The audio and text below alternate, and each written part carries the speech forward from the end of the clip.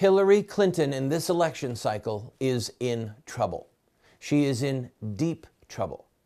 Don't let anyone kid you. Please remember this. Donald Trump, whatever you think about him, whatever you think about Hillary, here's just the simple facts on the ground. Donald Trump is running against the Democratic candidate and the Democrat machine. He's running against much of the Republican machine. He's running against the political class in Washington, D.C. I know some of these people. They're doing everything in their power to stop Donald Trump from getting the White House. And he's running against the mainstream media.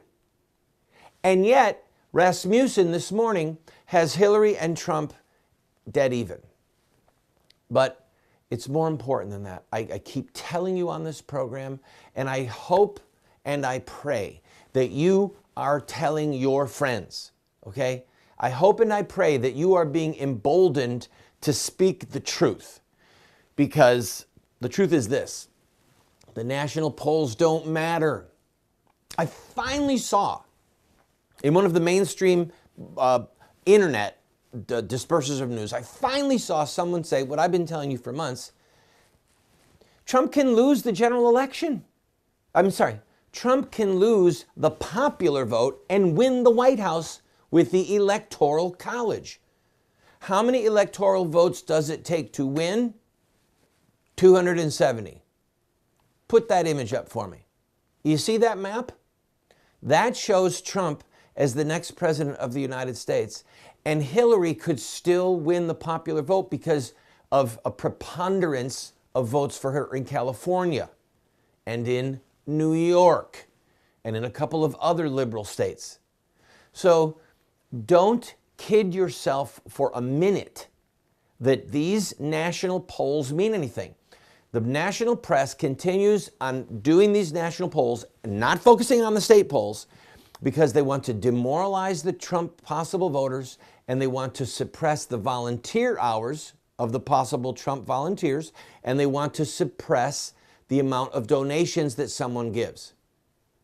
I've run for office many times, and I've worked on many campaigns, and I've raised literally millions of dollars in various political cycles. And people don't want to give to someone who's going to lose. If it's a horse race, if it's close, they're interested in giving. But if it's not close, they're not going to give. And so the national press ignores the Los Angeles Times daily polls, which show Clinton losing to Trump by 5 points on the national election. They ignore the Rasmussen poll, which showed Trump ahead, then Hillary ahead, now both of them dead even again. And perhaps most importantly, they're ignoring the state polls until, oh my goodness, a couple of days ago, the New York Times said something unbelievable. In effect, what they said was that Ohio doesn't matter anymore. Ohio used to be a bellwether state. Ohio used to be critical. Trump was losing in the must-win state of Ohio. And now that Trump is pulling ahead in Ohio, Ohio doesn't matter that much. This is disgusting and despicable. All right, I'm going to take a break. I want to have a long segment coming up because I want to talk to you about a couple critical things. Number one, we had an incident at church on Saturday night. My wife and I did, and I want to tell you about it because I want to encourage you, all right? This is hot off the press on a very personal level. I want to talk to you about how despicable and hypocritical the media is, the national press, but in specific, okay? And I want to also tell you, ask you for your prayers because we're considering going on the road to try and impact a swing state or two, all right? Plus, we've got a man who's really funny. His name is Alfonso with a Z, and so he has this little, is it online or is it, all right, he's got an online program called the Zoe Loft. And I saw it for the first time this morning. I said, man, let's give that guy some airtime because he is funny. He's African-American, and he's funny, and he is maniacally against Clinton and kind of tolerates Trump. It's funny. You're going to want to watch it.